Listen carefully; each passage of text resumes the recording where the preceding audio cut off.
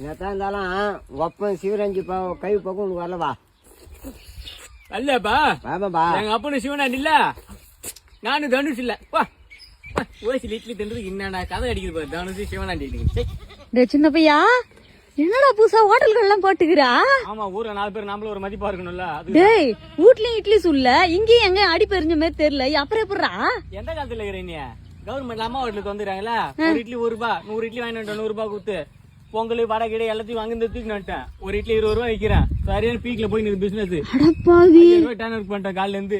டேய் லூசு பையில, இல்லாதப்பட்டவங்க ஆதரவு இல்லாதவங்க அது மாதிரி ஆளுங்களாம் இந்த மாதிரி ஹோட்டல்ல வந்து சாப்பிட்டு அவங்க வயிற்று ரப்பிக்கிட்டு கவர்மெண்ட்டை பார்த்து ஓபன் பண்ணி வச்சுக்கிட்டு நீ நாடா இந்த மாதிரி திட்டு வேலை பண்ணி திரியிற நாய பைத்தியக்கார நாய. பேர் இப்படிதான் வாங்கி வித்து நிக்கிறானுங்க.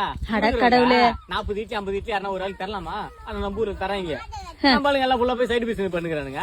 முதல்ல இந்த கவர்மெண்ட்டுக்கு ஒரு மனு எழுதி தரணும்டா. அளவுக்கு மீறி வாங்குறவங்களுக்கு எல்லாம் இந்த மாதிரி சாப்பாடு கொடுத்து விடாதீங்க, இது மாதிரி ஃப்ராட் தனம் பண்ணுதுன்னு முதல்ல மனு எழுதி தரணும்டா. இல்லாதவன் இருக்கிறான், இருக்கிறவன் இந்த மாதிரி வாங்கி விற்கிறான். ஐயே உன்ன மாதிரி ஒரு சில ஃப்ராடால தான்டா நல்லா இந்த மாதிரி புது புது திட்டத்தை எடுத்துன்னு வந்தா கூட அதெல்லாம் கெடுத்து விட்டுறீங்க. சரி நாய இட்லி சாப்பிடுறியா? செருப்பால் அடிப்பேன்.